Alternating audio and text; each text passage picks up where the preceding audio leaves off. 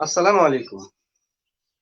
শুভেচ্ছা জানাচ্ছি আপনাদের সবাইকে আজকের মার্চ ফরওয়ার্ডের পক্ষ থেকে অনলাইন ক্লাসে। আজকে আমাদের একটা গুরুত্বপূর্ণ বিষয় নিয়ে আলোচনা করব। আজকে আমাদের টপিক থাকবে বাক্য প্রকরণ, বাক্য রূপান্তর এবং বিভিন্ন যে ভাগ আছে সেগুলো আমরা আজকে আলোচনা করব। তো ব্যাকরণের যে কোনো ভাষার ব্যাকরণের যে আলোচ্য বিষয়গুলো থাকে, প্রধান আলোচ্য বিষয়, তার মধ্যে বাক্য একটি, আর বাক্য সংক্রান্ত যে আলোচনা সেটাই হলো মূলত বাক্যতত্ত্ব। তো বাক্যতত্ত্বের মধ্যে সবচেয়ে গুরুত্বপূর্ণ যে বিষয় সেটা হলো বাক্যের রূপান্তর। এক ধরনের বাক্যকে আরেক ধরনের বাক্যে রূপান্তর করার যে প্রক্রিয়া, তো সেই বিষয়গুলো আজকে আমাদের আলোচনায় আসবে। আজকে আমরা আলোচনা করব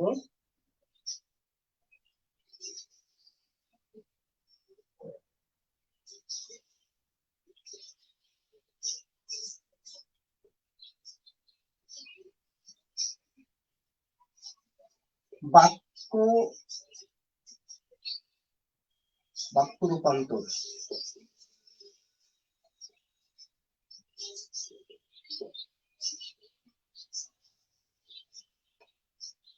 আমরা জানি যে একটা ভাষার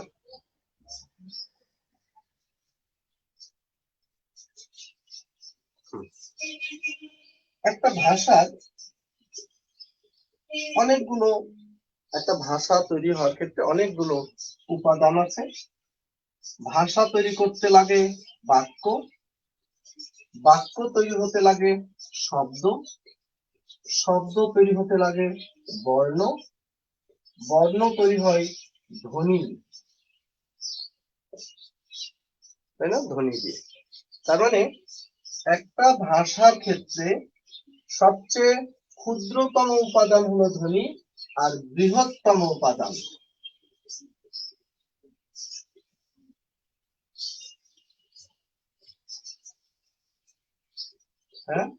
বৃহত্তম উপাদান হলো বাক্য। তার মানে বাক্য দিয়েই আমরা একটা ভাষাকে কি করতে পারি? ভাষাকে চিনতে পারি, জানতে পারি, ভাষা সম্পর্কে আমাদের সম্যক ধারণা আমরা পাই। তো বাক্য হলো একটা ভাষার বৃহত্তম একক, তাই না? এবং বলতে গেলে একটা ভাষার মূল উপকরণ, প্রধান যে উপকরণ সেটাই হলো বাক্য। বাক্য দিয়ে আমরা একটা ভাষাকে কি করি? ভাষাকে মূল্যায়ন করি। এখন বাক্যটা কি তাহলে? বাক্য কি? ডক্টর সুনীতি কুমার চট্টোপাধ্যায় যেটা বলেছেন, যে সকল পদ বা শব্দ সমষ্টি দ্বারা কোন বিষয়ে বক্তার মনোভাব সম্পূর্ণরূপে প্রকাশিত হয়, প্রকটিত হয়, তাকেই বলা হয় বাক্য। কি বলছেন? যে সকল পদ বা শব্দ সমষ্টি দ্বারা কোন বিষয়ে বক্তার মনোভাব সম্পূর্ণরূপে কি হয়? প্রকাশিত হয়, সেটাই হলো বাক্য। তার মানে বাক্যের মধ্যে কি থাকবে? বাক্যের মধ্যে কি থাকবে? একটা বাক্য হতে গেলে কি থাকবে? বাক্যের মধ্যে অনেকগুলো শব্দ থাকবে। যেমন আমি 43তম BCS লিখিত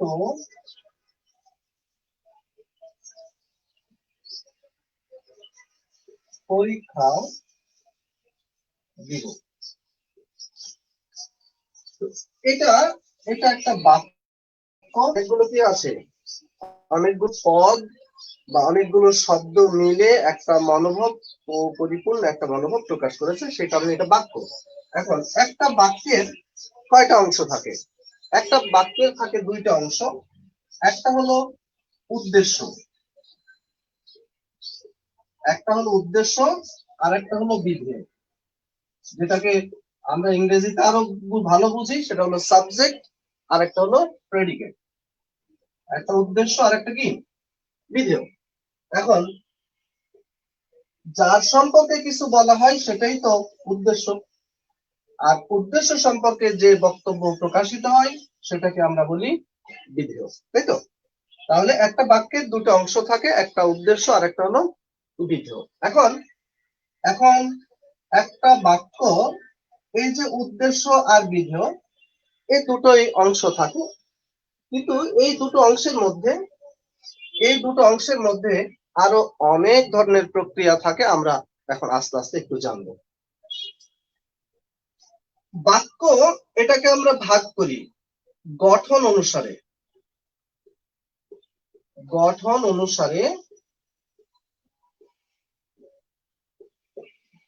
অনুসারে বাক্যকে আমরা ভাগ করি কয় ভাগে?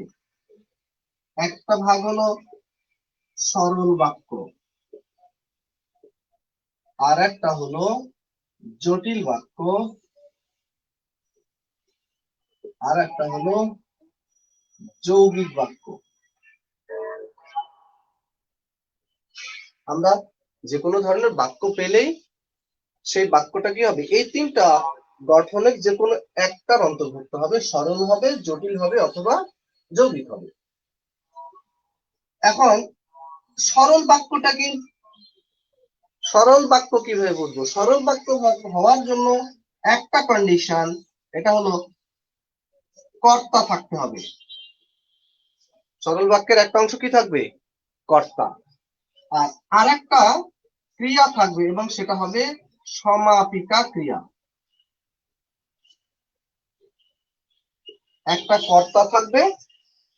কর্তা থাকবে আর একটা কি থাকবে? সমাপিকা ক্রিয়া থাকবে। যেমন আমরা যদি বলি যে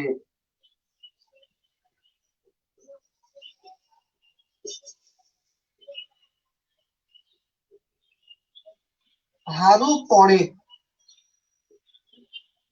হারু পড়ে, এখানে এই বাক্যে হারু, এটা কি? এটা কর্তা আর এটা ক্রিয়া। কোন ধরনের ক্রিয়া? সমাপিকা ক্রিয়া। আচ্ছা, এখন সমাপিকা ক্রিয়াটা কি? সমাপিকা ক্রিয়া আর একটা হলো অসমাপিকা ক্রিয়া। সমাপিকা ক্রিয়া হলো সেটা যেই ক্রিয়াটা তার বক্তব্য কি করে? সম্পূর্ণ করে।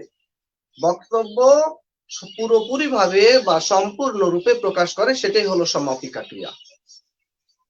আর যেটা বক্তব্য কমপ্লিট করে না, পরিপূর্ণভাবে বক্তব্য প্রকাশিত হয় না, সেটা হলো অসমাপিকা। তো এখানে হারু পড়ে, এটা একটা কমপ্লিট সেন্স, এটা একটা সম্পূর্ণ পরিপূর্ণ বাক্য, একটা পরিপূর্ণ ভাব, বক্তার মনোভাব এখানে প্রকাশ পেয়েছে, সুতরাং এটা কি? এটা হলো সমাপিকা ক্রিয়া। কিন্তু অসমাপিকা ক্রিয়া কোনটা? আমাদের বাক্য পরিবর্তনের সময় এই সমাপিকা ক্রিয়া এবং অসমাপিকা ক্রিয়া, এই দুটো ক্রিয়ার সম্পর্কে সম্পূর্ণ বা সুস্পষ্ট ধারণা থাকতে হবে। অসমাপিকা ক্রিয়া হলো যেটা কি করে না, সেটা যেটা বক্তব্য কমপ্লিট করে না, যেটা বক্তব্য পরিপূর্ণভাবে প্রকাশ করে না। যেমন আমি যদি বলি যে হারু পড়লে, বক্তব্য কিন্তু কমপ্লিট হয় নাই।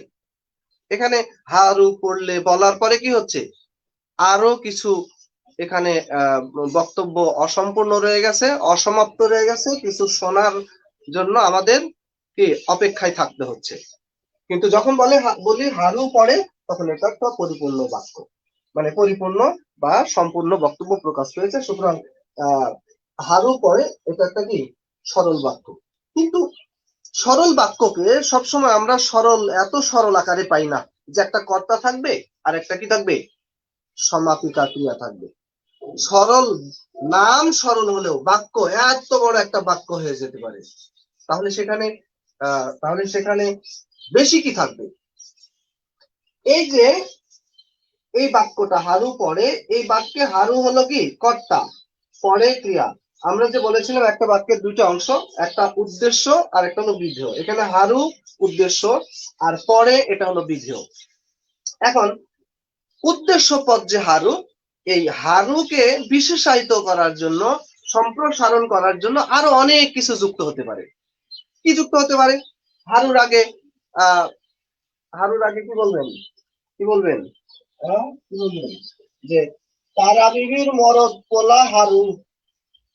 কি বললেন? তারা বিবির মরদ পোলা হারু। তাহলে কি হলো, এখানে বললেন তারা বিবির মরদ পোলা হারু, তাহলে হারুর আগে কি করলেন, এটাকে হারুকে সম্প্রসারিত করলেন, উদ্দেশ্যকে সম্প্রসারিত করলেন তারা বিবির মরদ পোলা। কিন্তু এখানে কি নাই, তারা বিবির মরদ পোলা, এই যে এই অংশটা এটা হলো উদ্দেশ্যের সম্প্রসারণ। আমি যদি এখানে লিখি দেখা যাবে।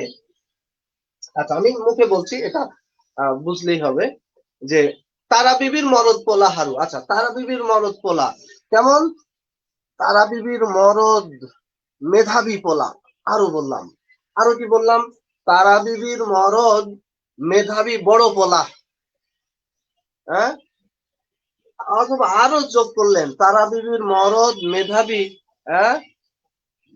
ব্যারিস্টার বড় পোলা, এরকম অনেক কিছু বললেন।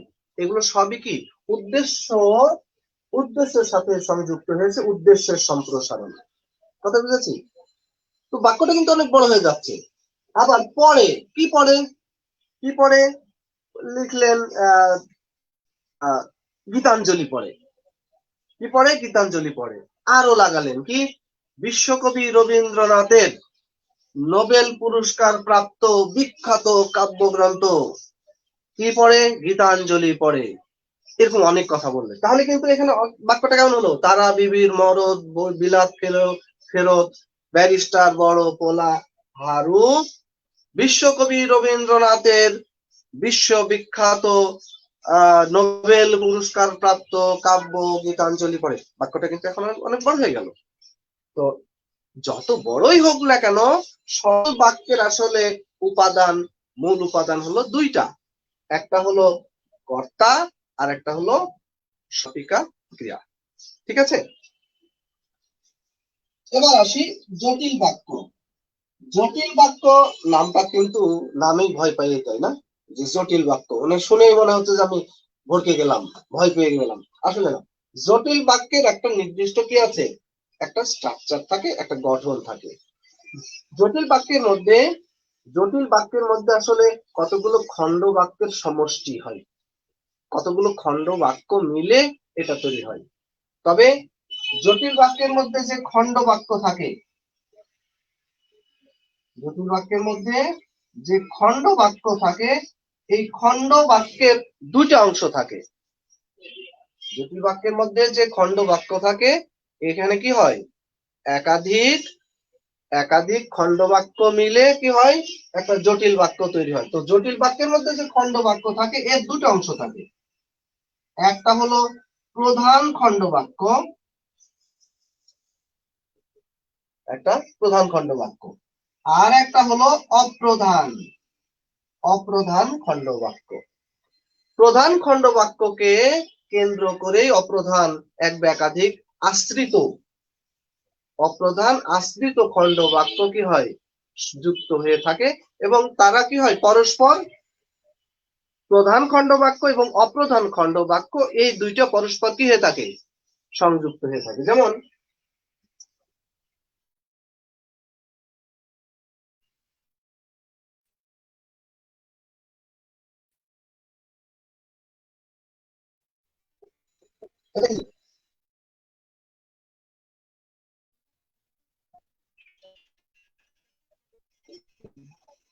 হ্যাঁ, এটা একটা গাছ না?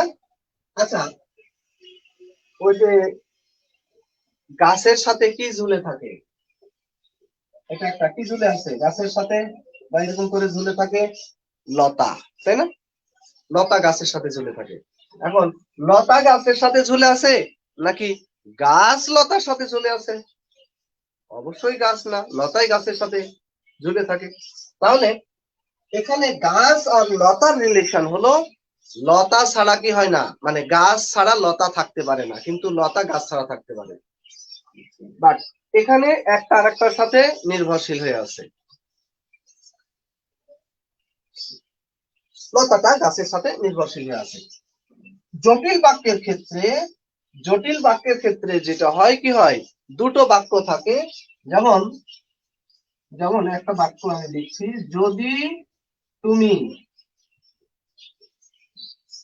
আমাকে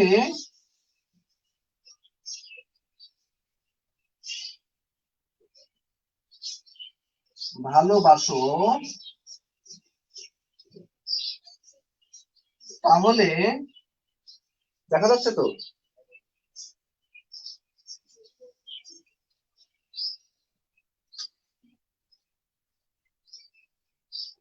তাহলে আমি তোমাকে কি করব, ভালোবাসবো। যদি তুমি আমাকে ভালোবাসো তাহলে আমি তোমাকে কি করব, ভালোবাসবো। এখন এখানে এখানে দুইটা অংশ, যদি তুমি আমাকে ভালোবাসো এটা একটা অংশ, তাহলে আমি তোমাকে ভালোবাসবো এটা একটা অংশ। এই বাক্যের মধ্যে এই বাক্যের মধ্যে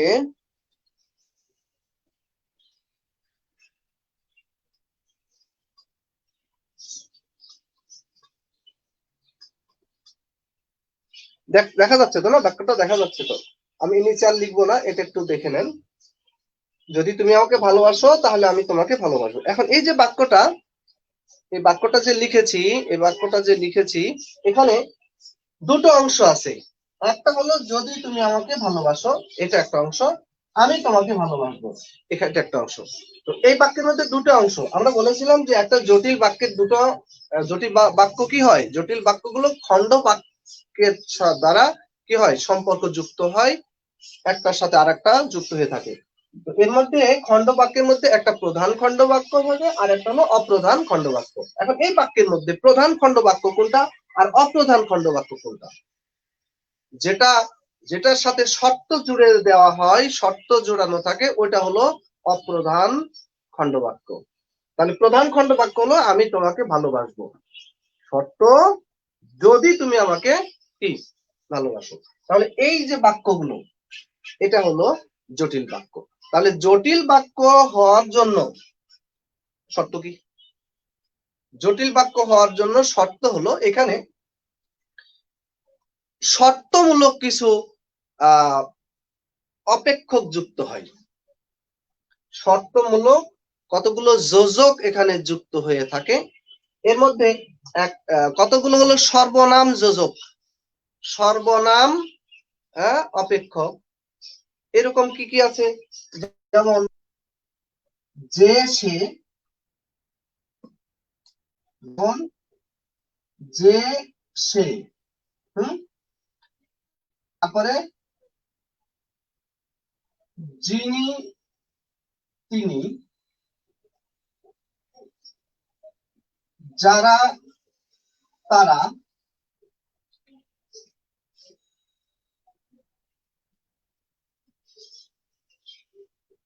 যাকে, এগুলো সব সর্বনাম অপেক্ষক। সম্বন্ধ, নিত্য সম্বন্ধীয় কি, নিত্য সম্বন্ধীয় সর্বনাম, এইরকম কিছু কি থাকে, সর্বনাম থাকে। এগুলো একটু মাথায় রাখতে হবে, যে সে যিনি তিনি, যাকে তাকে, যারা তারা, এরকম সর্বনাম অপেক্ষক গুলো কি হয়, এগুলোকে বলা হয় নিত্য সম্বন্ধীয়। আর আরো কিছু আছে, যেমন যেমন যেখানে, যেখানে সেখানে, যেখানে সেখানে, তারপরে আছে যখন তখন, যখন তখন, যেহেতু সেহেতু,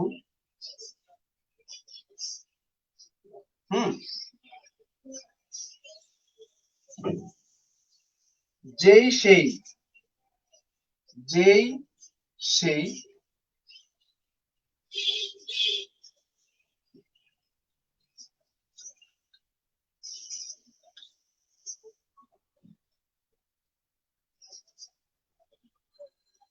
যেই সেই, এগুলো হলো কি নিত্য সম্বন্ধীয় অব্যয়। তার মানে জটিল বাক্যের যে খণ্ড বাক্যগুলো থাকে এগুলোকে যুক্ত করার জন্য কি কি যুক্ত করার জন্য কি কি ব্যবহার করা হয়।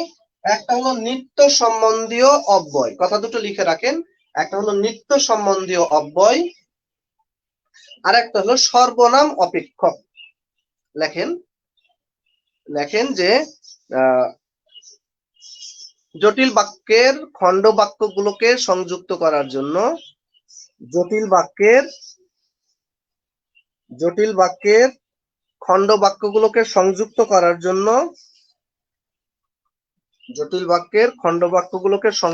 করার জন্য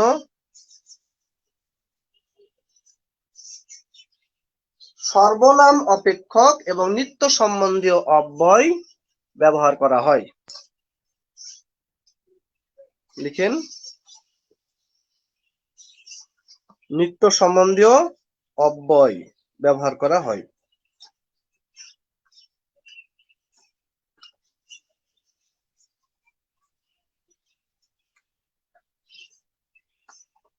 লিখেছেন? তাহলে কোনগুলো সর্বনাম অপেক্ষক?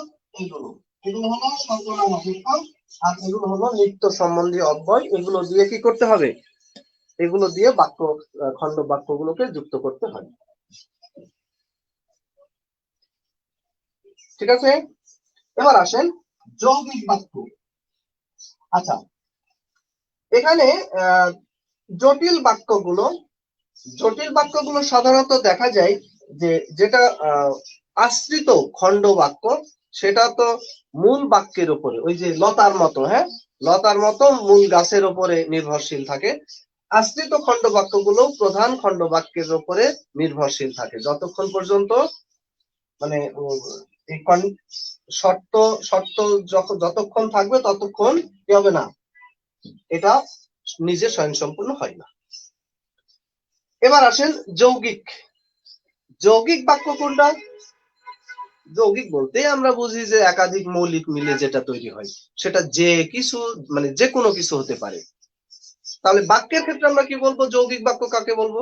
যে একাধিক মৌলিক বাক্য মিলে যে বাক্য তৈরি হয় তার নাম যৌগিক বাক্য। অর্থাৎ যৌগিক বাক্যের মধ্যে কি থাকে? একাধিক স্বাধীন মৌলিক বাক্য থাকে বা সরল বাক্য থাকে।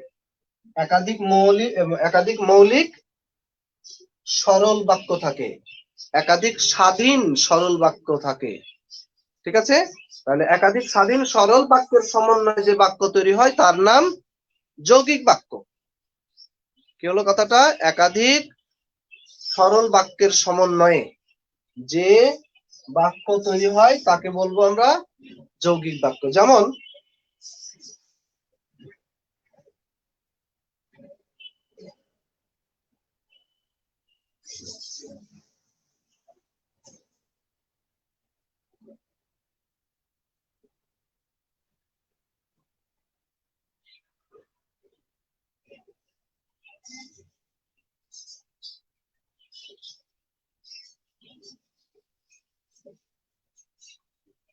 কি লিখেছি বলেন? কি লিখেছি? আমি মরবো তবু এ বিয়ে করবো না। সিনেমার ডায়লগ না? কারা বলে? ছেলেরা না মেয়েরা বলে? কারা বলে? ছেলেরা না? অবশ্য আগে মেয়েরা বলতো, কিন্তু এখন আর মেয়েরা এরকম বলে না, এখন ছেলেরাই বলে, তাই না? আমার এক এক খুবই ক্লোজ এক ফ্রেন্ড কালকে তার একটা দুঃসংবাদ দিল। 7 বছর তাদের রিলেশন ছিল এবং দুই ফ্যামিলির মধ্যেও এটা কি অনুমোদন ছিল, কিন্তু গতকালকে তাদের কি হয়ে গেছে? ব্রেকআপ হয়ে গেছে। মানে মেয়ে আমেরিকায় যাবে, 3 বছর পরে ফিরে আসবে, এর নিয়ে অনেক কথাবার্তা, অথচ এই বেচারা 7 বছর ওয়েট করেছে তার জন্য। এখন কি বলবে এই কথা? মেয়েরা বলে না, ছেলেরা বলে। যাই হোক, তো কি বলছে? আমি মরবো তবু এ বিয়ে করবো না। এখন দেখেন এই বাক্যে আমি মরবো, এটা একটা স্বাধীন সরল বাক্য।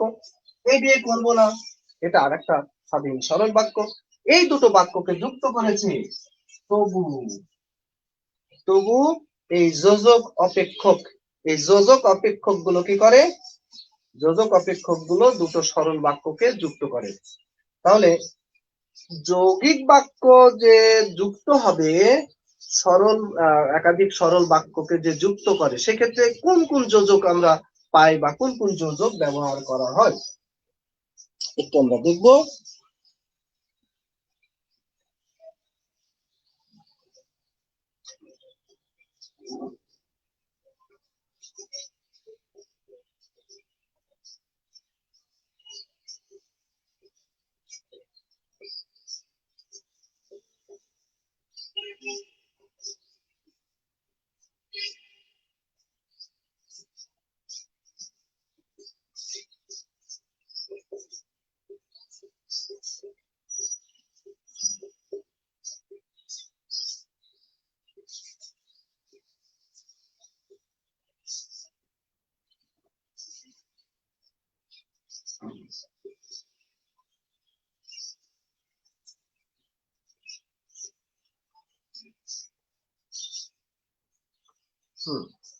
দেখা যাচ্ছে তো, দেখা যাচ্ছে তো না? আলো পড়ছে? আলো পড়লে দেখা যাচ্ছে না। আচ্ছা আমি বলছি, যদি সমস্যা হয় আমি বলছি। ও কিন্তু তবুও অতএব ফলে নতুবা, ও কিন্তু তবুও অতএব ফলে নতুবা, আর এবং বরং তথাপি সুতরাং সেহেতু অথবা। লেখেন, ও কিন্তু তবুও অতএব ফলে নতুবা, এবং বরং তথাপি সুতরাং সেহেতু অথবা।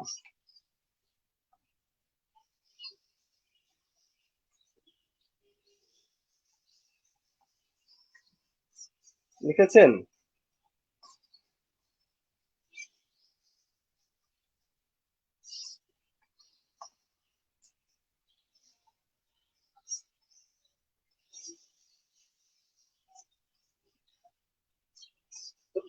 এগুলো দিয়ে কি করা হয়?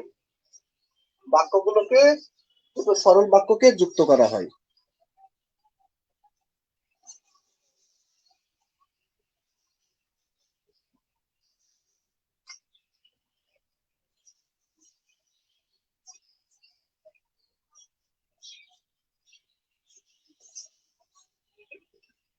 রবীন্দ্রনাথ বিশ্বকবি, আর তার ছেলে কৃষিবিদ।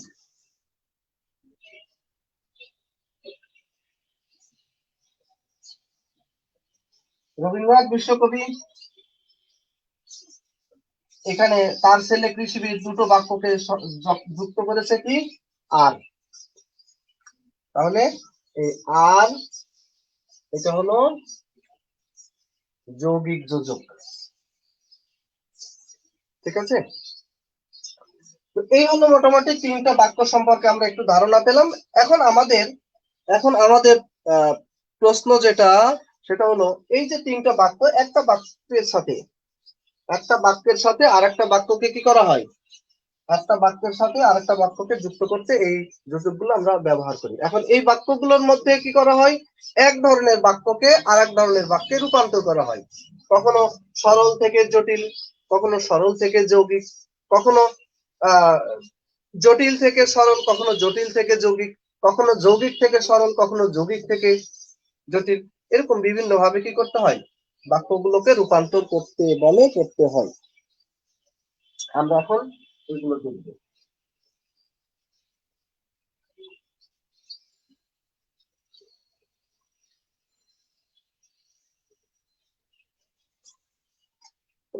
প্রথমে আসি সরল বাক্য।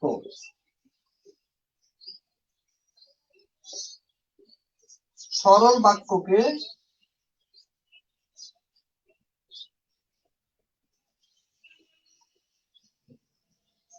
জটিল বাক্যে রূপান্তর।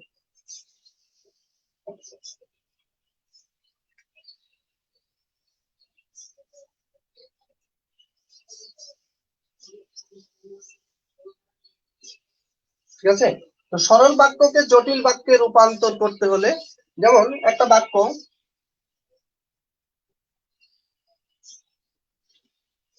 আমি এ সাক্ষী চাই না, এটা একটা সরল বাক্য, রাইট? কেন সরল বাক্য? কারণ এই বাক্যে কি আছে, একটা কর্তা আছে আর একটা কি আছে, চাই না সমাপিকা ক্রিয়া আছে। সাক্ষী, আলো পড়েছে হয়তো দেখা যাচ্ছে না, আমি এ সাক্ষী চাই না। তাহলে একটা আহ এখানে আমি উদ্দেশ্য, এর সাক্ষী চাই না, এটা বিধেয়। কিন্তু এর মধ্যে আমরা বলেছি যে সরল বাক্যের মধ্যে কি থাকবে, একটা কর্তা থাকবে এবং একটা সমাপিকা ক্রিয়া থাকবে। তাহলে কর্তা হলো আমি, সমাপিকা ক্রিয়া কোনটা, চাই না, এটা সরল বাক্য। ঠিক আছে?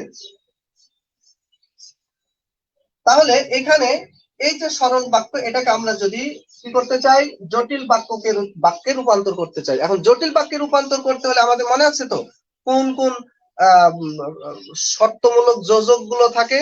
দু ধরনের যোজকের কথা বলেছিলাম, একটা হলো নিত্য সম্বন্ধী অব্যয় আর একটা হলো সর্বনাম।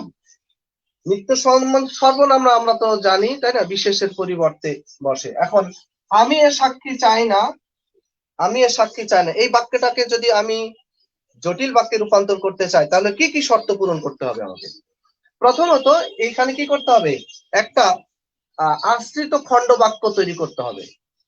কারণ আমরা জানি কি জটিল বাক্যের দুটো অংশ, একটা প্রধান খণ্ড বাক্য, একটা হলো আশ্রিত বা অপ্রধান খণ্ড বাক্য। তাহলে এখানে দুটো অংশ তৈরি করতে হবে। আমরা এখানে দেখতে পাচ্ছি যে এই বাক্যের কর্তা হলো আমি, তাহলে আমিকে দিয়েই এই বাক্যের কি করতে হবে, আমিকে দিয়ে এই বাক্যের প্রধান খণ্ড বাক্য তৈরি করতে হবে। তাহলে আমি যদি এখানে বাক্যটাকে বলি যে আমি চাই না, আমি চাই না, জটিল বাক্যে রূপান্তর করতে হলে ওই যোজক গুলো লাগবে। কি মনে আছে তো, যে সে, যারা, যারা, তারা, যেন, তেন, যখন, তখন, যেখানে, সেখানে, এই এই শর্তমূলক যোজক গুলো লাগবে। তাহলে আমি চাই না এতটুক যদি আমি প্রধান বাক্য বলি, তাহলে এর সাক্ষী এখন এটাকে আপনি কি করবেন, আমি চাই না, আমি আমি চাই না, আমি চাই না, তাহলে এটা কি হলো, প্রধান খণ্ড বাক্য হলো, তাই না, প্রধান খণ্ড বাক্য হলো। তাহলে এর সাক্ষী এটাকে আপনি কি করবেন, এই অংশটুকুকে আপনি অপ্রধান বা আশ্রিত খণ্ড বাক্য বানাবেন। তাহলে কি বলবেন, এর সাক্ষী আমি চাই না, তাহলে সেটা বললে তো আর জটিল হলো না, ওই যে যোজক গুলো ব্যবহার করতে হবে। তাহলে কি বলবেন, যে যে সাক্ষী, যে সাক্ষী এরকম, যে সাক্ষী এরকম, হ্যাঁ, তাকে আমি চাই না।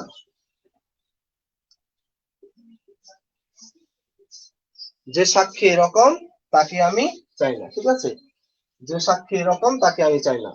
তাহলে ওই যে কি হলো, আমরা জটিল যে বাক্যে রূপান্তর করলাম কি অংশ দিয়ে, এই যে যোজক এনেছি যে, কিন্তু এখানে সে না বলে তাকে বলেছি, আমরা জানি তাই না, যে, সে বা যাকে তাকে এরকম বললে আমরা কি বলি, সেটাকে জটিল বলি। আচ্ছা, আর একটা বাক্য মনে আছে আপনাদের, যে হৈমন্তী গল্পে হৈমন্তীর বাবা কি বলেছিল, ফের যদি আসি শীত কাঠি সঙ্গে করিয়া আসিব। এখন এই বাক্যটাকে আমি যদি এভাবে লিখি, ফের আসিলে শীত কাঠি, শীত কাঠি সঙ্গে লইয়াই আসিব। ফের আসিলে শীত কাঠি সঙ্গে লইয়াই আসিব। এখন এটা সরল বাক্যটা কিন্তু একটু সাইজ বড়, বাট সরল না জটিল? আমাদের আপনারা জানেন যে প্রিলি পরীক্ষায় এরকম বেশ কিছু প্রশ্ন আসে, যে বাক্যটা সরল না জটিল না যৌগিক, এরকম বেশ কিছু প্রশ্ন এসেছে এর আগে। যেমন মা ছিল না বলে কেউ তার চুল বেঁধে দেয়নি, এটা নিয়ে অনেক তর্ক বিতর্কও আছে। এই মানে এই অঞ্চলের যারা, হ্যাঁ, বা এই বিসিএস এর যার সাথে যারা সম্পৃক্ত তাদের মধ্যে এই প্রশ্ন সরল না জটিল এটা নিয়ে অনেক তর্ক বিতর্ক আছে। তারপরে আরেকটা প্রশ্ন এরকম ছিল যে স্বাধীনতাহীনতায় কে বাঁচিতে চাই, তাই না? তারপরে আরেকটা বাক্য আছে না, সকিনা বিবির কপাল ভাঙলো। তো ফের আসিলে শীতকাঠি সঙ্গে লইয়াই আসিব, এটা সরল বাক্য। আসিব, আর এই বাক্যে কর্তা কোনটা? এই বাক্যের কর্তাটা কি আছে? পূজ্য আছে, আমি, তাই না? তাহলে আমি যদি আসি তাহলে কি, ফের যদি আসি তাহলে শীতকাঠি সঙ্গে লইয়া আসিব। এখন এটাকে আপনি কি করবেন? জটিল বাক্যে রূপান্তর করবেন। তাহলে জটিল বাক্যে রূপান্তর করতে হলে মানে আছে ওই যে ওই সংযোজক মানে যোজক গুলো নিয়ে আসতে হবে। তাহলে কি বলবেন?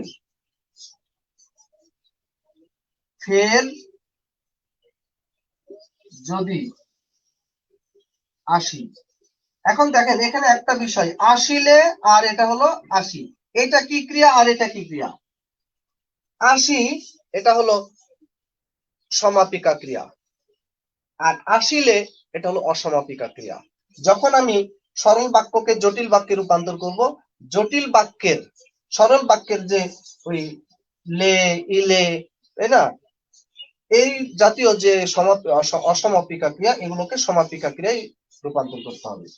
তাহলে ফের আসিলে, তাহলে ফের যদি আসি তাহলে কি বাকিটা যা আছে শীতকাঠির সঙ্গে লইয়াই আসিব। ঠিক আছে? তাহলে এই হলো সরল বাক্য। তাহলে সরল বাক্যকে জটিল বাক্যে রূপান্তর করতে হলে প্রথম যেটা করতে হবে আপনাকে, সেটা হলো প্রথম একটা অংশকে খণ্ড বাক্যে রূপান্তর করতে হবে। তাহলে আমরা সেটা করলাম, ফের যদি আসি, ফের আসিলে কিন্তু আমরা এটাকে কি করে ফেললাম? আশ্রিত খণ্ড বাক্য করে ফেললাম, ফের যদি আসি, তাই না? তারপরে বাকি, তাহলে শীতকাঠি সঙ্গে লইয়াই আসিব, এটা হলো প্রধান খণ্ড বাক্য। তাহলে 1 নাম্বার হলো কি করতে হবে? একটা খণ্ড বাক্য তৈরি করতে হবে। 2 নাম্বার যেটা করতে হবে সেটা হলো এই যে যোজক গুলো, শর্তমূলক যে সমস্ত যোজক আছে সেগুলো আমাদের বাক্যের অর্থকে ঠিক রাখার জন্য যেভাবে করা দরকার সেভাবে আমাদের করতে হবে। আর আর যেটা করতে হবে, আমরা বলেছিলাম যে জটিল বাক্যের দুটো অংশ থাকবে, একটা প্রধান খণ্ড বাক্য আর একটা অপ্রধান খণ্ড বাক্য। এই দুটো কি পরস্পর কি হবে? সাপেক্ষ হবে, একটার সাথে আরেকটা কি হয়ে থাকবে? যুক্ত হয়ে থাকবে। তো আমরা দেখলাম যে ফের আসিলে শীতকাঠ সঙ্গে লইয়া আসিব, এই বাক্যটাকে কি করেছি আমরা?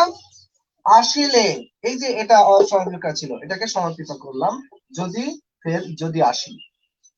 ঠিক আছে? তাহলে সঙ্গে লইয়াই আসিব। এবার আসি আমরা জটিল বাক্যকে।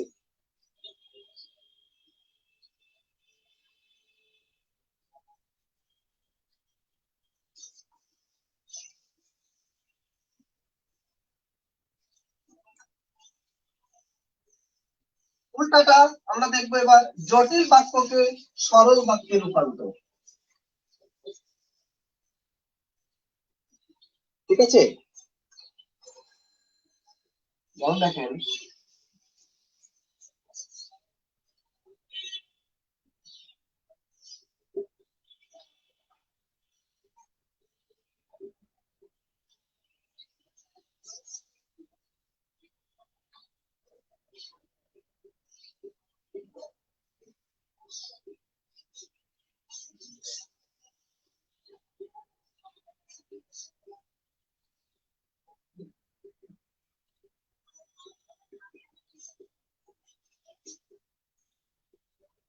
দেখেন মানুষের যখন পতন আসে তখন পদে পদে ভুল করে।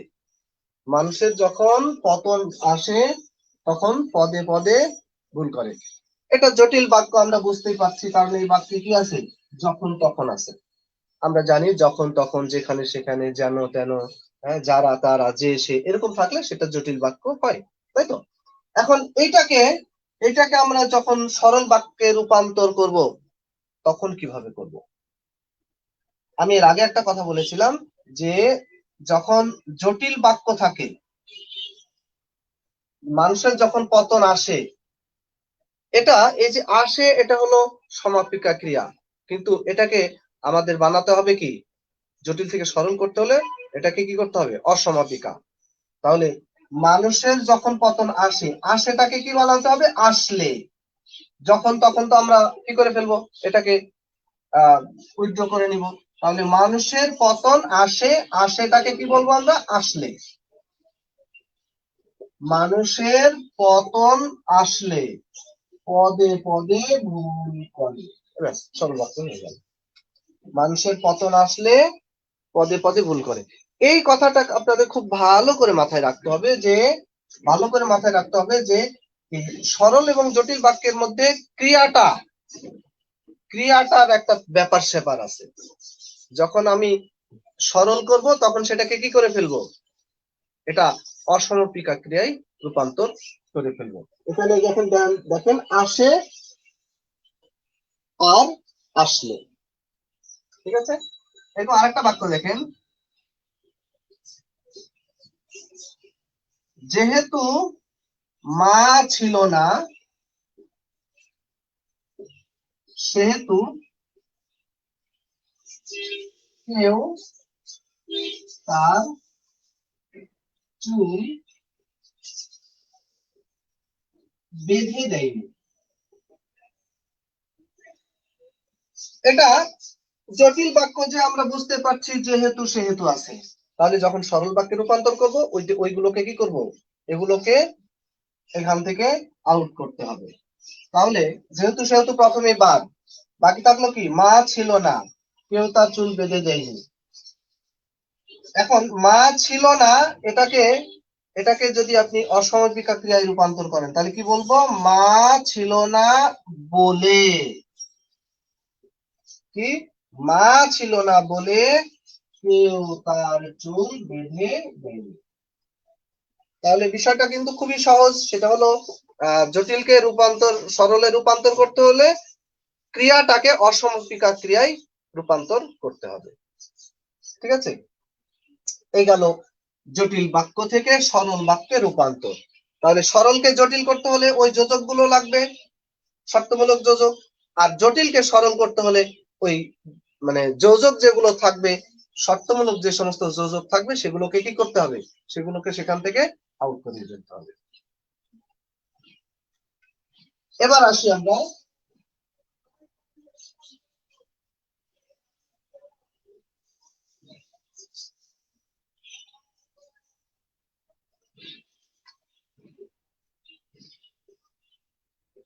সরল থেকে যৌগিক বাক্য। সরল থেকে যৌগিক বাক্যে রূপান্তর করতে হলে, সরল বাক্য তো আমরা চিনেই ফেলেছি, তাই না। সরল বাক্যকে আমরা যখন যৌগিক বাক্যে রূপান্তর করব, তাহলে কি করতে হবে, যেমন একটা বাক্য, যেমন দেখেন একটা বাক্য, 10 মিনিট পর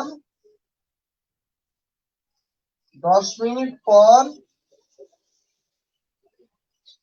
ট্রেন আসলো। 10 মিনিট পর ট্রেন আসলো। এখন এই যে বাক্যটা 10 মিনিট পর ট্রেন আসলো, এটা সরল বাক্য, তাই না।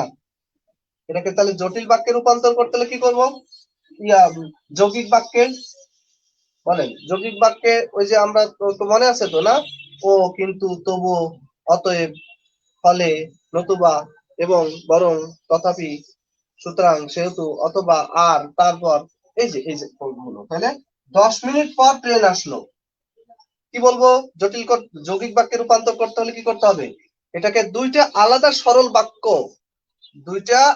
সরল বাক্যে রূপান্তর করতে হবে। তাহলে এখানে একটা অংশ আমরা দেখতে পাচ্ছি যে ট্রেন আসলো, এটা একটা সরল বাক্য, স্বাধীন বাক্য, স্বয়ংসম্পূর্ণ অর্থপূর্ণ বাক্য, তাই না। তাহলে 10 মিনিট পর এটা তো বাক্য হলো না, এটাকে কি করতে হবে, সরল বাক্যে। যেমন এখানে ট্রেন উদ্দেশ্য বা কর্তা, আসলো সমাপিকা ক্রিয়া। এরকম 10 মিনিট পর এই অংশটাকে আপনাকে কি করতে হবে, এই অংশটাকে আপনাকে একটা উদ্দেশ্য থাকতে হবে, একটা সমাপিকা ক্রিয়া থাকতে হবে। তাহলে কি বলবেন, 10 মিনিট পর। তাহলে এখানে যদি আমি বলি যে 10 মিনিট পার হলো, হ্যাঁ 10 মিনিট পার হলো, তারপর বা 10 মিনিট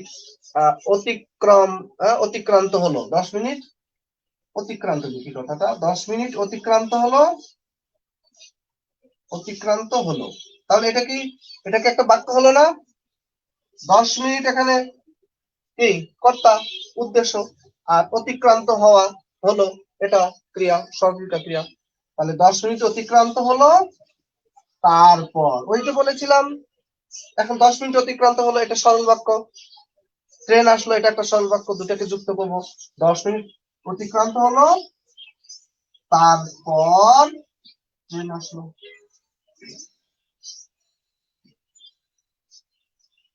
কথা কি বুঝেছি?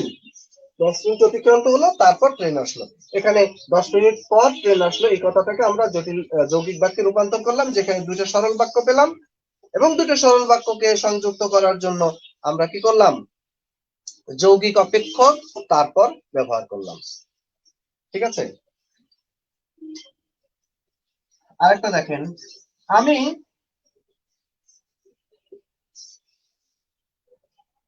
বর ছিলাম বলে আমার মত যাচাই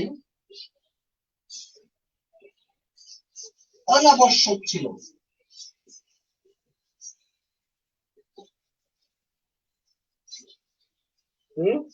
আমি বর ছিলাম বলে আমার মত যাচাই অনাবশ্যক ছিল।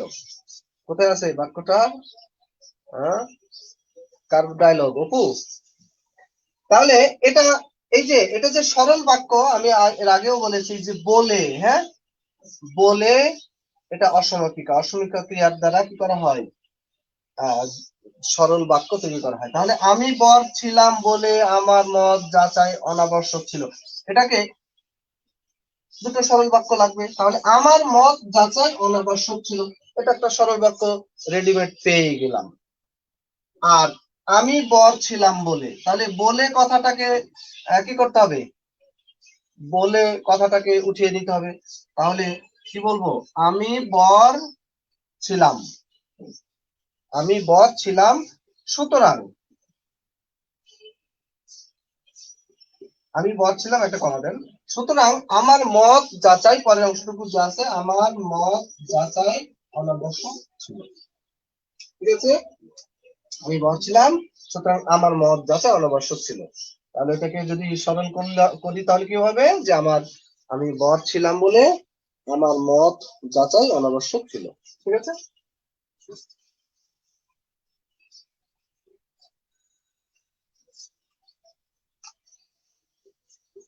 এবার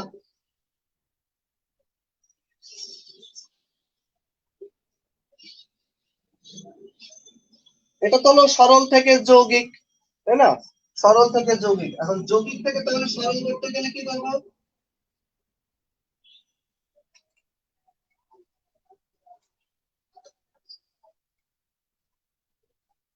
এটা আসলে উল্টে দিলে হয়ে গেল।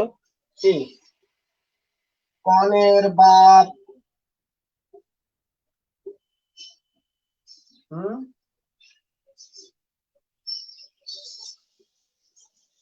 সবুর করিতে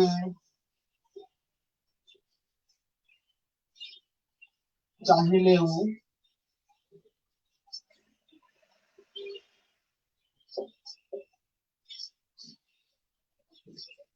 চাইলেন, হ্যাঁ কনের বাপ সবুর করিতে চাহিলেন, কিন্তু বরের বাপ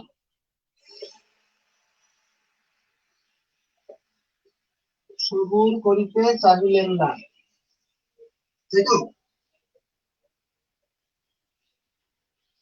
মনে হচ্ছে না?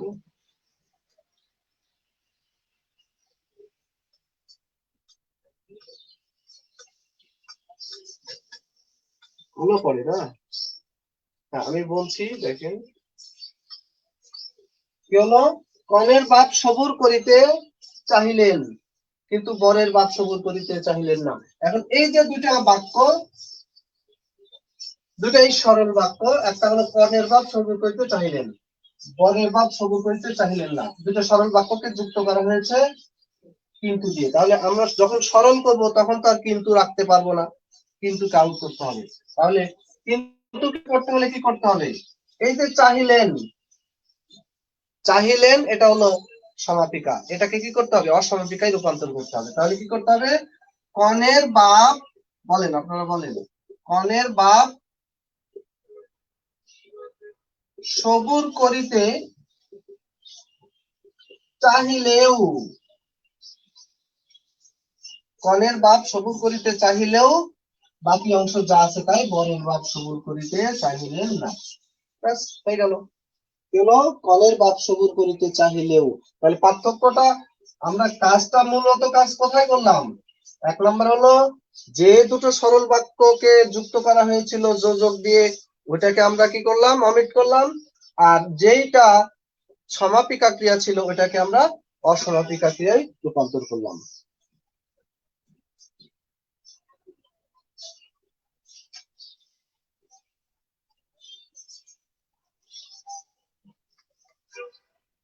দেখেন, উর্মি মেধাবী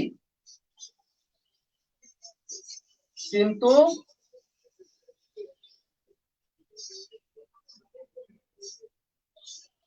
কি করে না, কিন্তু নিয়মিত পড়াশোনা করে না। এটা একটা কমন প্রবলেম, তাই না? সব বাবা মারই আফসোস এটা। আমার ছেলেটা খুব মেধাবী, আমার মেয়েটা খুব মেধাবী, কিন্তু পড়ে না, তাই না? তো উর্মি মেধাবী কিন্তু নিয়মিত পড়াশোনা করে না। এখন এটা জটিল বাক্য, উর্মি মেধাবী উর্মি নিয়মিত পড়াশোনা করে না, এখানে যুক্ত করা হয়েছে কিন্তু দিয়ে। তাহলে কি হবে? কি বলবো তাহলে? উর্মি মেধাবী কি হলেও, উর্মি মেধাবী হলেও নিয়মিত পড়াশোনা করে না। বা মেধাবী সত্ত্বেও, উর্মি মেধাবী সত্ত্বেও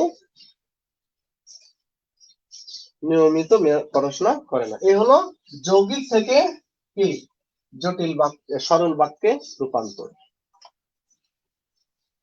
এবার আসি আমরা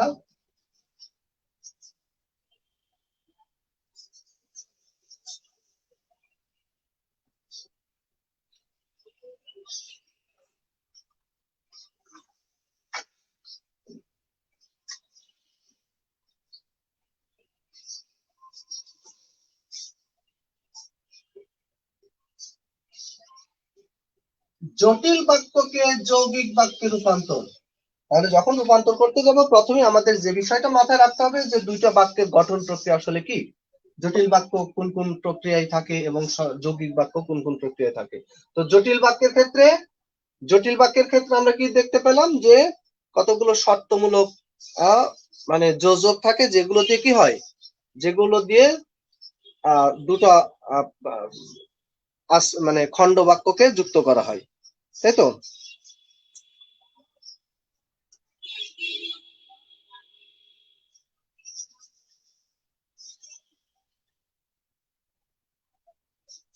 যখন বিপদ আসে তখন দুঃখ আসে।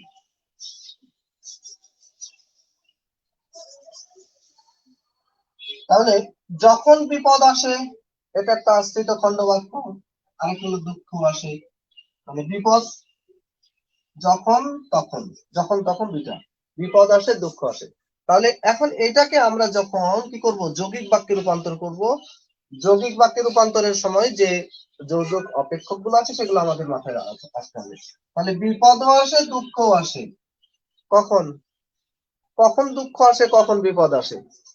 বলছে যখন তখন, তার মানে সাথে সাথে, যখন বিপদ আসে সাথে সাথে দুঃখ আসে। তাহলে আমরা কি এখানে বলতে পারি না যে বিপদ ও দুঃখ একসাথে আসে, তাই না? বিপদ ও দুঃখ একসাথে আসে।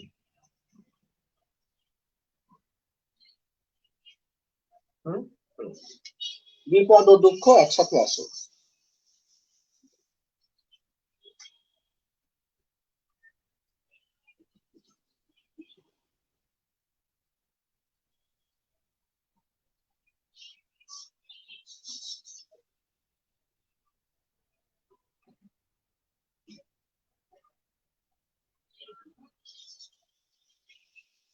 যেহেতু না জটিল বাক্যের অপেক্ষক এগুলো, তাই না?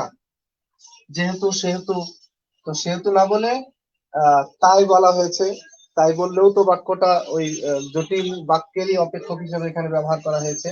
যেহেতু সেহেতু, সেহেতুর পরিবর্তে ওখানে তাই না বলে যদি আমরা ব্যবহার করতাম সেহেতু, তাই না? যেহেতু সে নিরপরাধ সেহেতু সে মুক্তি পাবে। এখন যৌগিক করতে হলে কি করতে হবে?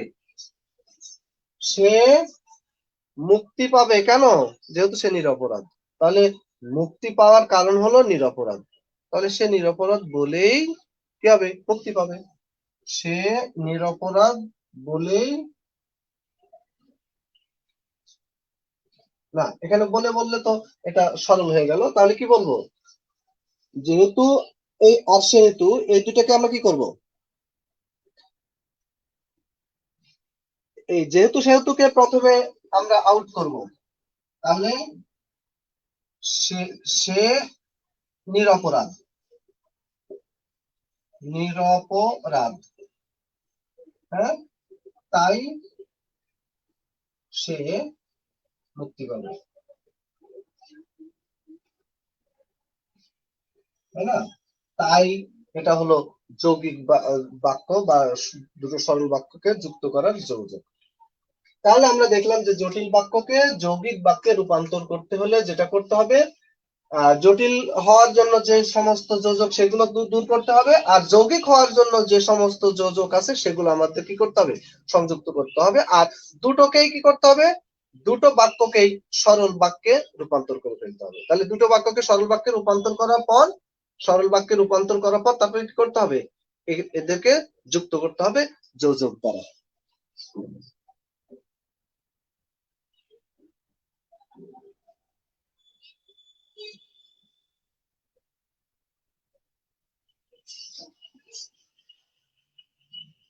এবার আসেন উল্টাটা, যৌগিক থেকে জটিল। আচ্ছা, ওই বাক্যটা আমি বলি যে কনের বাপ সবুর করিতে, আমরা তো সেখানে সরলের ক্ষেত্রে দেখেছিলাম, কনের বাপ সবুর করিতে পারিতেন, কিন্তু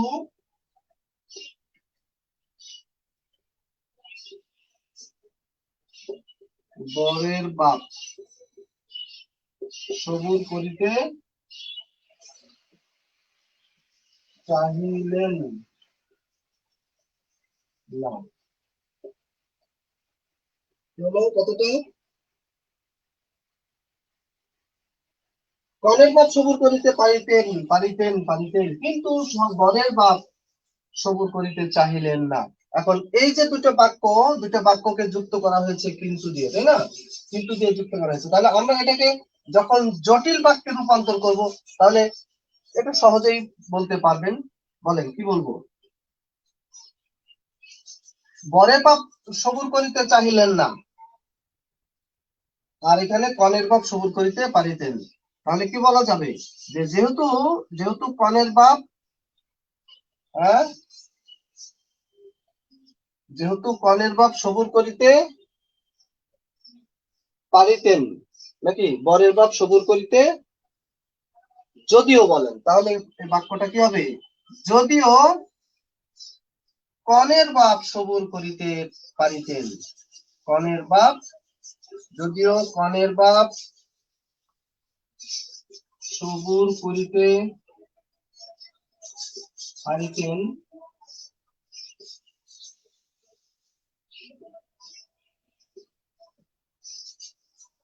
তথাপি বরের বাপ সবুর করিতে চাহিলেন না। ঠিক আছে?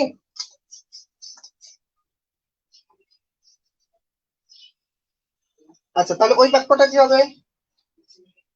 ওই বাক্যটা কি হবে? আমি বর ছিলাম, তাই তাই বিবাহ সম্বন্ধে আমার মত যাচাই অনাবশ্যক ছিল। বাক্যটা লেখেন, আমি বর ছিলাম, সুতরাং বিবাহ সম্বন্ধে আমার, বাক্যটা লেখেন।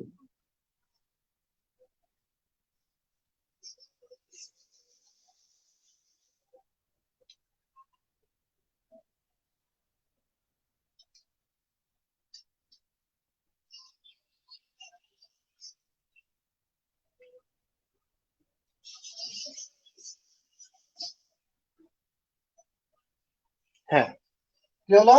বাক্যটা লিখেছেন যে আমি বর ছিলাম, সুতরাং কমা দিয়ে লেখেন, সুতরাং বিবাহ সম্বন্ধে আমার মত যাচাই অনাবশ্যক ছিল।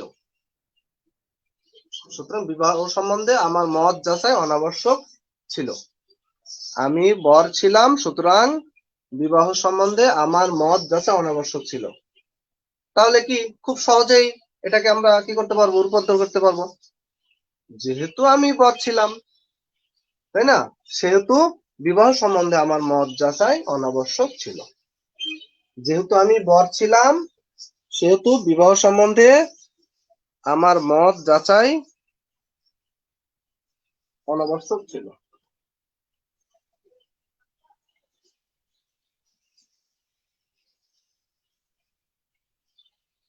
আচ্ছা, আমরা আহ বাক্য রূপান্তরের কথা যে বলছি, বাক্য রূপান্তরের ক্ষেত্রে কয় ধরনের রূপান্তর হয়? রূপান্তরটা হয় মূলত তিন ধরনের। একটা হলো গঠনগত রূপান্তর,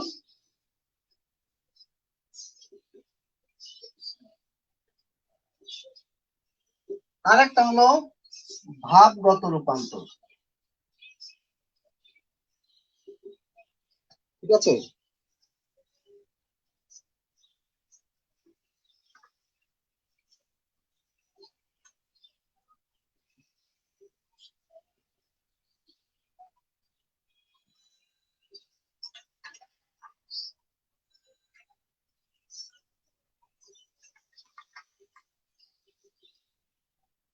আমরা এতক্ষণ কি আলোচনা করেছি? এতক্ষণ আমরা করেছি যে গঠন অনুসারে যে বাক্য পেয়েছি তিন প্রকার, সরল, জটিল, যৌগিক। এই তিন প্রকার বাক্যের একটা থেকে আর একটা রূপান্তর, সেটা ছিল মূলত গঠনগত রূপান্তর। এবার আসবো আমরা ভাবগত রূপান্তর।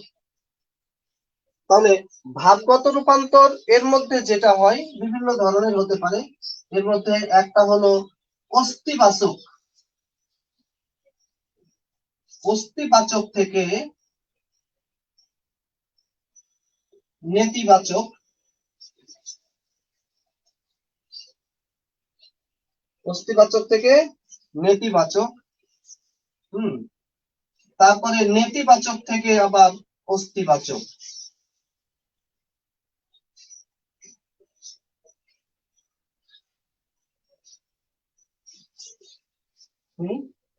পরেও যেটা হয় নির্দেশাত্মক, নির্দেশাত্মক থেকে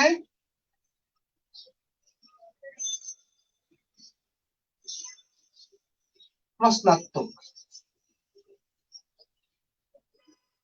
নির্দেশাত্মক থেকে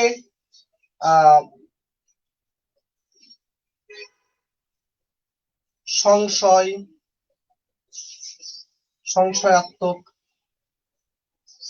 নির্দেশাত্মক থেকে উল্টাটাও হয়। হ্যাঁ, আমি আর ওটা লিখছি না। নির্দেশাত্মক থেকে প্রশ্নাত্মক, আবার প্রশ্নাত্মক থেকে নির্দেশাত্মক, নির্দেশাত্মক থেকে সংশয়াত্মক, সংশয়াত্মক থেকে নির্দেশাত্মক, তারপরে হয় বিস্ময়াত্মক।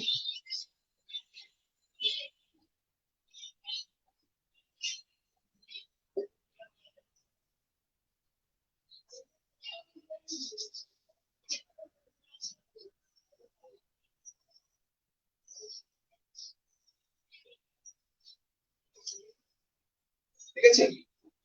আমরা আগে একটু ভাবগত গুলো দেখে নিই।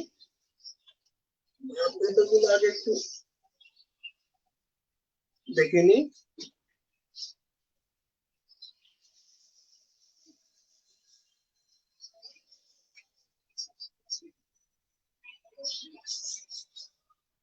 অস্তিবাচক থেকে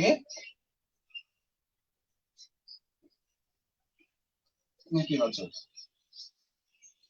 যেমন মানুষ মরণশীল, মানুষ মরণশীল, এটা একটা অস্তিবাচক বাক্য, হ্যাঁ বোধক বাক্য। এখন এটাকে যদি আপনি আহ নেগেটিভ বাক্যে, নেতিবাচক বাক্যে রূপান্তর করেন, শর্তটা কি? এখানে না লাগিয়ে দিলে, হ্যাঁ বোধক বাক্যের শেষে না লাগিয়ে দিলেই তো কি হয়ে যায়, না বোধক বাক্য হয়ে যায়। কিন্তু এখানে কি আসলে শুধু সেটা করতে হবে? এখানে আপনার কি করতে হবে? অর্থটা ঠিক রাখতে হবে। কারণ আপনি একটা বাক্যকে আরেকটা বাক্য নর্মালি রূপান্তর করলে তো সেটা কি করা হয়, অর্থ চেঞ্জ হয়ে যায়। কিন্তু এখানে অর্থ চেঞ্জ হবে না, অর্থটা কি করতে রাখতে হবে, ঠিক রাখতে হবে, তাই না? তাহলে মানুষ মরণশীল, মরণশীল মানে যারা মারা যায়, মরে। এখন এটাকে যদি আমি কি করি, নেতিবাচক করি, লাবোধক বাক্যে রূপান্তর কি করি, তাহলে কি বলবো? মানুষ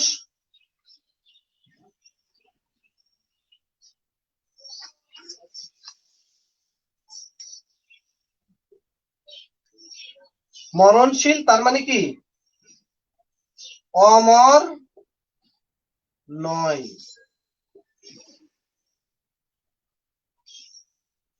অমর মানে কি? মরণশীল মানে যে মারা যায়, অমর মানে যে মরে না, কিন্তু এমন নাই। এই জন্য আপনি যখন মরণশীলকে অমরণশীল বা অমর বলবেন, তখন সেখানে কি বলতে হবে? নয় বলতে হবে। ঠিক আছে? তাহলে মানুষ মরণশীল, এটাকে নেগেটিভ যখন করলাম, কি করলাম? এক নাম্বার যেটা করতে হবে আপনাকে, যে অর্থ ঠিক রাখতে হবে। অর্থ ঠিক রেখে তারপরে সেটাকে কি করতে হবে? নেগেটিভ করতে হবে।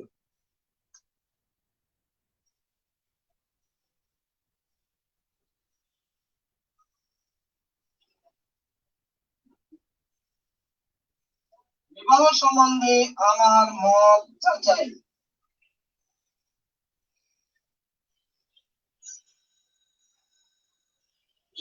অনাবশ্যক ছিল,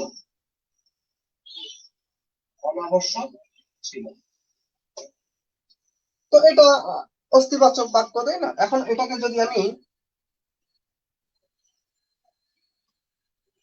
যদি আমি নেতিবাচক বাক্যে রূপান্তর করতে চাই, তাহলে কি করতে হবে?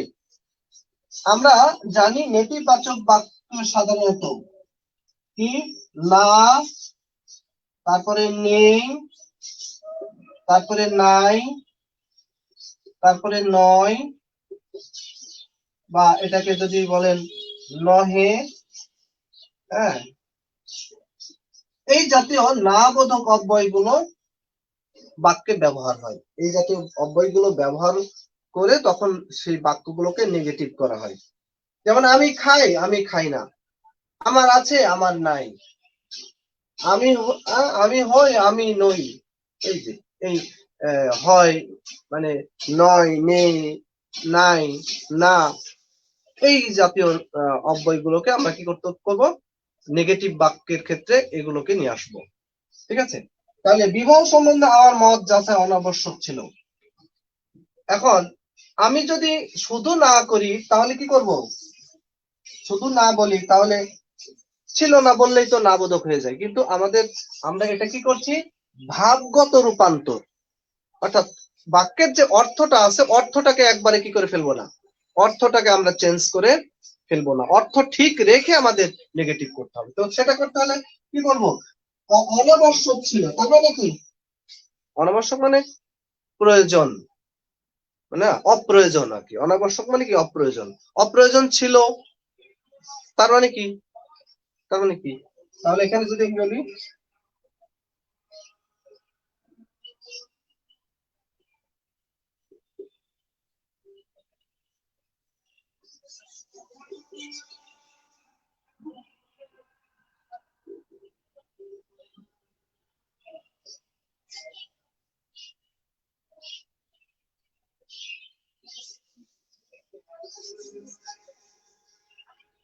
আজান হচ্ছে একটু।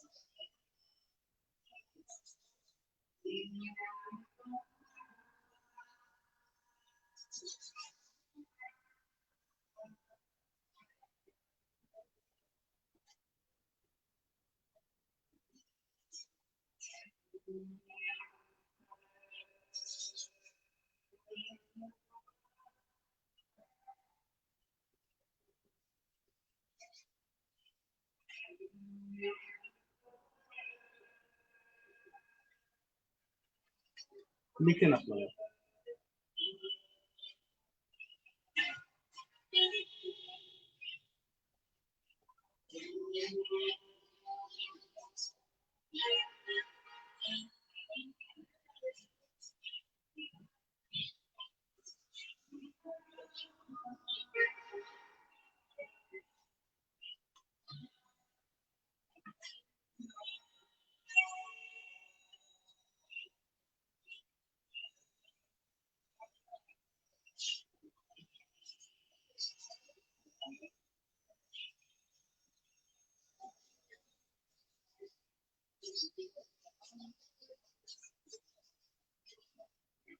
আচ্ছা, এখানে দেখেন কোথাও শান্তি ছিল না, এটা একটা নেগেটিভ বা নেতিবাচক বাক্য, তাই না? এখন নেতিবাচক বাক্যকে যদি আমি অস্তিবাচককে বাক্যে রূপান্তর করি, তাহলে না বাদ দিলেই তো অস্তিবাচক হয়ে যায় নাকি? কিন্তু আসলে এই অস্তিবাচক সেই অস্তিবাচক না, এটা যেহেতু ভাবগত রূপান্তর, সুতরাং আমাদের কি করতে হবে?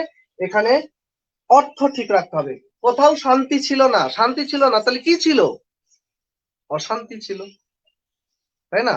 তাহলে অশান্তি ছিল বললে কিন্তু কি হয়ে যায়?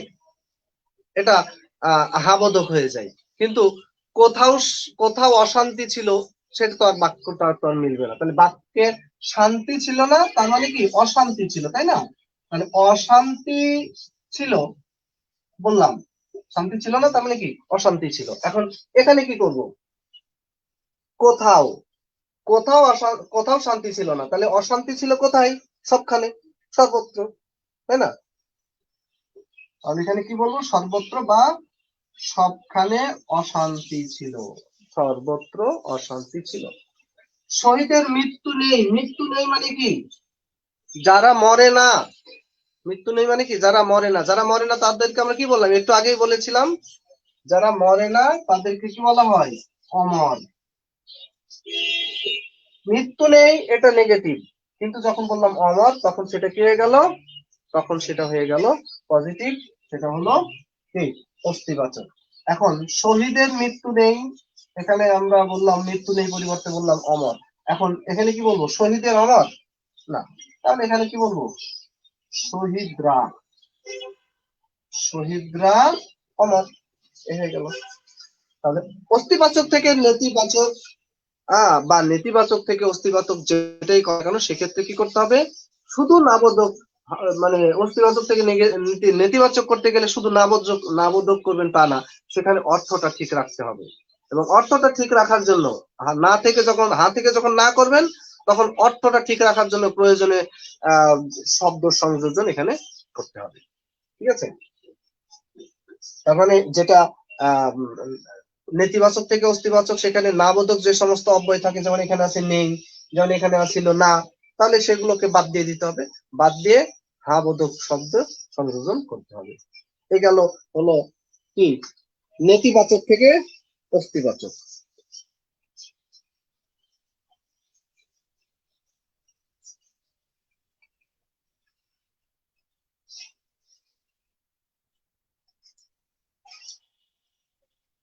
আচ্ছা, এখন আমরা করব কি? নেতিবাচক থেকে, নেতিবাচক থেকে প্রশ্ন।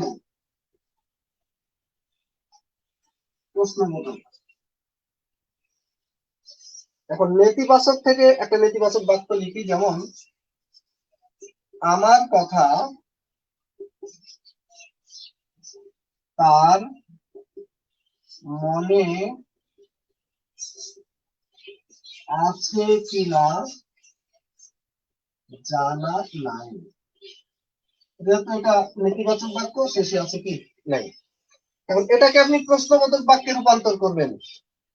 আচ্ছা, প্রশ্নবোধক বাক্যে রূপান্তর করতে গেলে আমার কথা তার মনে আছে কিনা জানা নাই। এখন এটাকে ওই যে ভাবগত যেহেতু রূপান্তর, সুতরাং এখানে কি করতে হবে, আমার কথা তার মনে আছে কিনা, মনে আছে কিনা জানা নাই, তার মনে আছে কিনা জানা নাই, তার মানে কি মনে আছে কিনা, মনে আছে কিনা জানা নাই, তার মানে কি মনে মনে থাকতেও পারে, মনে নাও থাকতে পারে, তাই না?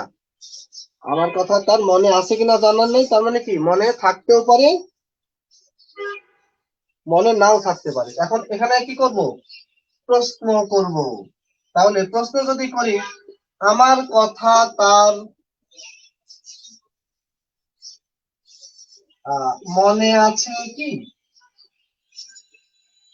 আচ্ছা, এখানে দেখেন তো অর্থের মধ্যে কোনো গরমিল হয়ে গেল কিনা। আমার কথা তার মনে আছে কিনা জানা নাই, তার মানে তার মনে থাকতেও পারে নাও পারে, তাই না? তো আমার কথা কি, আমার কথা তার মনে আছে কি, বা আমার কথা কি তার মনে আছে, এটার দ্বারা কি কি বোঝাচ্ছে, সেটাও কিন্তু মানে 50-50, মনে থাকতেও পারে নাও পারে, মনে আছে কিনা সেটা জানা নাই, তাই না? তাহলে না বোধক প্রশ্নবোধক বাক্যে রূপান্তর করলাম ঠিকই, বাট অর্থের কোনো কি হয় নাই, ব্যত্যয় ঘটে নাই, অর্থের কোনো পরিবর্তন হয়নি। আরেকটা বাক্য দেখেন, তার দুঃখের অন্ত নেই, তার দুঃখের অন্ত নেই। এখানে আমরা নেগেটিভ, নেতিবাচক, এই কারণে আমরা নেই পেলাম। হ্যাঁ, তো তার দুঃখের অন্ত নেই, তার মানে কি তার দুঃখের শেষ নাই, তার দুঃখের কোনো কি নাই, শেষ নাই।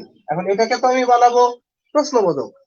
তাহলে আমি যদি বলি তার দুঃখের অন্ত আছে কি, কি তার দুঃখের অন্ত আছে কি, প্রশ্নবোধক হয়ে গেল। তার মানে কি তার দুঃখের অন্ত আছে কি, এই কথার দ্বারা বোঝাতে হচ্ছে যে আসলে তার কোন দুঃখের কোনো কি নাই, শেষ নাই। আছে কি, ওই ট্যাগ কোশ্চেনের মতো। হ্যাঁ, তার দুঃখের অন্ত আছে কি, এটা হলো নেতিবাচক থেকে প্রশ্ন। আবার যদি উল্টাটা বলি, প্রশ্নবাচক থেকে নেতিবাচক।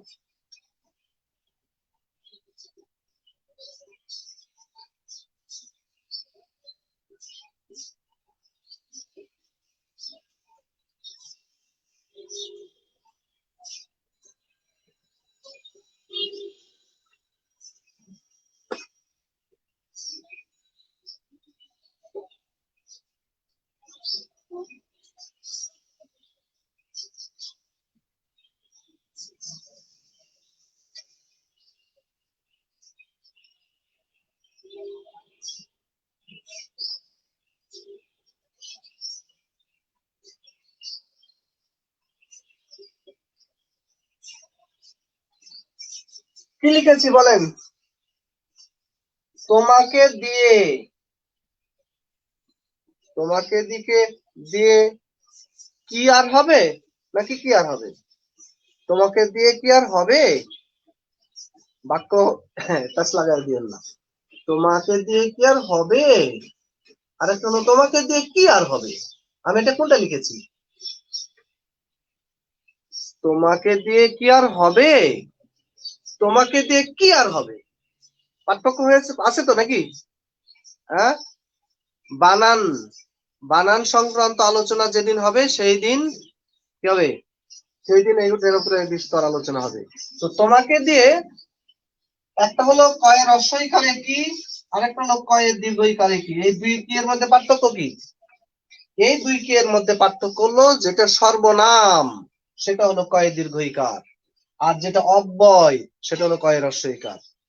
দুটাই প্রশ্ন, কিন্তু কোথায় কোনটা বসবে? সাধারণত যেখানে ইয়েস নো বা অঙ্গভঙ্গির মাধ্যমে কোনো প্রশ্নের উত্তর দেওয়া যায় সেক্ষেত্রে কয় রস্বইকার ব্যবহার করতে হয়।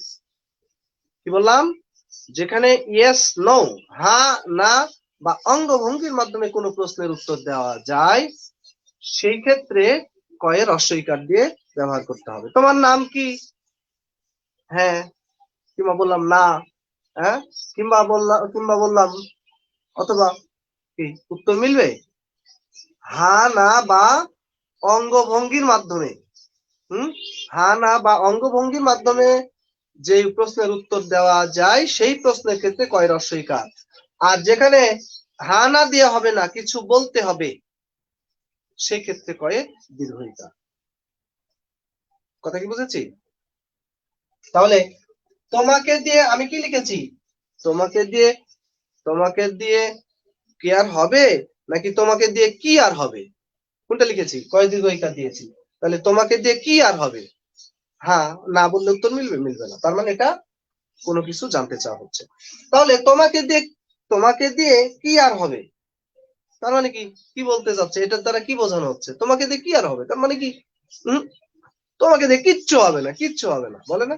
এই, তার মানে তোমাকে দিয়ে, তোমাকে দিয়ে কি আর হবে তার মানে হলো তোমাকে দিয়ে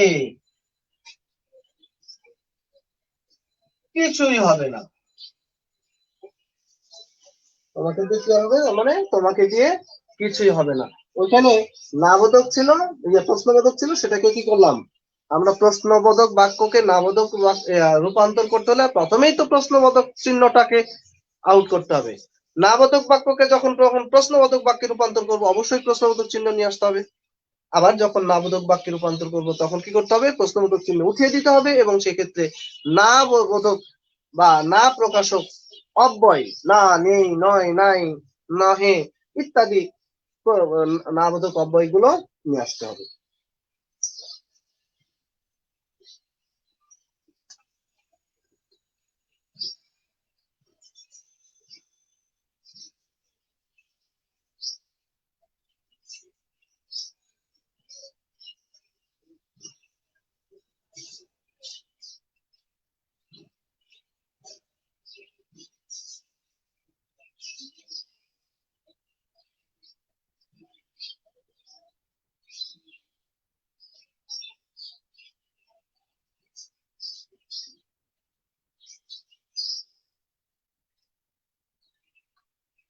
কেউই অন্ধের কষ্ট বুঝলো না।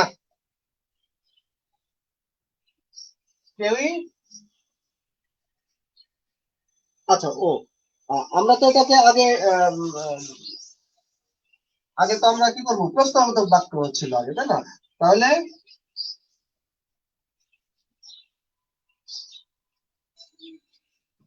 কেউই অন্ধের কষ্ট বুঝলো কি? এই যে এখানে আমরা হ্যাঁ না, বুঝলো বা বুঝলো না, তাই না? তাহলে কেউই অন্ধের, কেউ অন্ধের কষ্ট, এখানে কেউই হবে না, কেউ অন্ধের কষ্ট বুঝলো কি?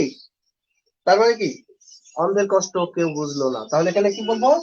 কেউ, আরো পরিষ্কার ভাবে বলতে চাইলে কেউই অন্ধের কষ্ট বুঝলো না। বুঝলো কি? কেউই অন্ধের কষ্ট বুঝলো কি? তার মানে কি বলা হচ্ছে? এখানে কথাটা বলা হচ্ছে যে অন্ধের কষ্ট আসলে কেউ বুঝেনি, বুঝতে চায়নি, বোঝার চেষ্টা করেনি। তাহলে কেউ অন্ধের কষ্ট বুঝলো কি? তাহলে প্রশ্নবোধক আমরা করলাম, বাক্যের মানে নাবোধক করলাম কিন্তু বাক্যের অর্থটা ঠিক থাকলো।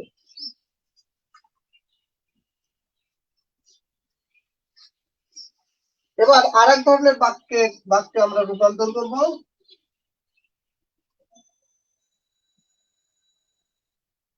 সেটা হলো নির্দেশাত্মক বাক্য।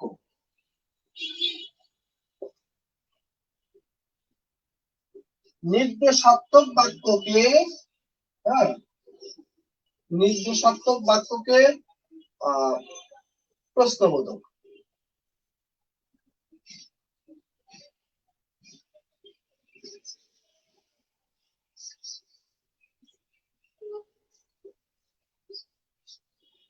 ভুল সকলেই করে, ভুল সকলেই করে। আচ্ছা, এখানে মাথায় রাখতে হবে নির্দেশাত্মক বাক্যকে যখন আমরা প্রশ্নবোধক বাক্যে রূপান্তর করব, তো নির্দেশাত্মক বাক্যটা যদি হা বোধক হয় তাহলে আমরা প্রশ্নবোধকের সময় না বোধক বাক্য, মানে প্রশ্নবোধক, সেটাকে কি করব, না বোধক করব। আর যদি এটা হা বোধক থাকে, না বোধক থাকে, তাহলে সেটাকে হা বোধক করবো। তাহলে ভুল সকলেই করে, ভুল সকলেই করে। এখন এটা কি তাহলে হা বোধক বাক্য, এখন এটাকে কি করব, না বোধক করতে হবে। তাহলে ভুল সকলেই করে, তার মানে কি, কে করে না, সকলেই করে, কে করে না, সকলেই করে। তাহলে ভুল সকলেই করে, ভুল কি করব, কে করে না, ভুল কে করে না, ভুল কে করে না। আরেকটা বাক্য দেখেন, সে কথা আজও ভুলতে পারিনি। ওটা ছিল হা বোধক বাক্য, কিন্তু এটা কি হলো, এটা হলো না বোধক বাক্য। তাহলে না বোধক বাক্য আমরা দেখলাম, যেমন যেটা হা বোধক সেটাকে প্রশ্নবোধক বাক্যে রূপান্তর করলে সেটাকে না বোধকে রূপান্তর করতে হবে, আর যেটা না বোধক সেটাকে কি করতে হবে, হা বোধকে রূপান্তর করতে হবে। তাহলে সে কথা আজও বলতে পারিনি, সে কথা আজও বলতে পারিনি, তো এটাকে প্রশ্নবোধক করেন, তাহলে কি করবেন, সে কথা আজও বলতে পারিনি, তার মানে কি, সে কথা কি বলতে পেরেছি, কি হবে, তাহলে সে কথা কি, সে কথা কি আজও বলতে পেরেছি, সে কথা কি আজও বলতে পেরেছি। তাহলে কি মাথায় রাখতে হবে যে নির্দেশাত্মক বাক্যকে যখন কি করতে হবে, প্রশ্নবোধক বাক্যে রূপান্তর করতে হবে, রূপান্তর করার সময় কি করতে হবে, রূপান্তর করার সময় যদি সেটা হা বোধক বাক্য হয় তাহলে সেটাকে না বোধক বাক্যে রূপান্তর করতে হবে, আর যদি সেটাকে মানে না বোধক বাক্যে রূপান্তর করে প্রশ্নবোধক করতে হবে, আর যদি না বোধক হয় তাহলে হা বোধকে রূপান্তর করে প্রশ্ন করতে হবে। ঠিক আছে, আমরা দুটো উদাহরণ এখানে পরিষ্কার পেয়েছি, সে কথা কি আজও বলতে পেরেছি, প্রশ্নবোধক ছিল, কিন্তু সেটা এখানে ছিল না, এটা কি করেছি হা, এটাকে এটা ছিল হা, এটা কি করেছি না। এই হলো মোটামুটি আমাদের বাক্যে বিভিন্ন বাক্যের মধ্যে রূপান্তর প্রক্রিয়া। আরেক ধরনের আমি বলেছিলাম যে বাক্যের রূপান্তরটা সাধারণত তিন ধরনের হয়, একটা হলো গঠনগত রূপান্তর, একটা ভাবগত রূপান্তর, আর একটা হলো উক্তি, উক্তির পরিবর্তন বা উক্তি রূপান্তর, অর্থাৎ প্রত্যক্ষ আর পরোক্ষ। ঠিক আছে, ন্যারেশনে যেটা আমরা করে থাকি।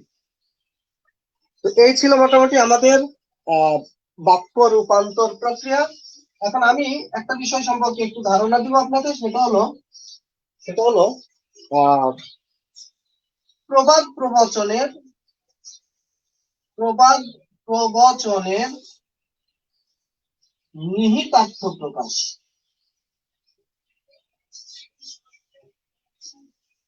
আচ্ছা, এই প্রশ্নটা বিভিন্ন সময়ে বিভিন্ন ভাবে প্রশ্নের সন্নিবেশ করা হয়েছিল। 27তম বিসিএস থেকে প্রথম এই প্রশ্নটা পরীক্ষায় সংযোজন করা হয় যে প্রবাদ প্রবচনের নিহিতার্থ প্রকাশ। তার আগে বাগধারা ছিল, বাগধারা দিয়ে অর্থপূর্ণ বাক্য তৈরি করতে হতো। 27তম বিসিএস এই প্রথম এই প্রশ্নটা দিল যে প্রবাদ প্রবচনের নিহিতার্থ প্রকাশ। সেখানে উল্লেখ করা হয়েছিল যে একটা প্রবাদ প্রবচন থাকবে, যেমন মনে করেন যে অতি দর্পে হত লঙ্কা, অতি দর্পে হত লঙ্কা, এই এটা দিয়ে কি করতে হবে আপনাকে, এটা দিয়ে আপনাকে এটা নিহিত অর্থ, মূল অর্থ, অন্তর্নিহিত অর্থ প্রকাশ করতে হবে, বলেই দেওয়া ছিল অনধিক 6টি বাক্যে বা 6টি বাক্যে প্রবাদ প্রবচনটির নিহিতার্থ প্রকাশ করুন। ঠিক আছে, তো 6টা বাক্য 6 নাম্বার ছিল। তো সেক্ষেত্রে আসলে এইটা হলো আমরা যে ভাব সম্প্রসারণে যেটা করে থাকি, যে একটা চরণ দেওয়া থাকে, সেটার মূল ভাবটা কি, তাই না, সেটা আমরা কি করি, সম্প্রসারণ করি।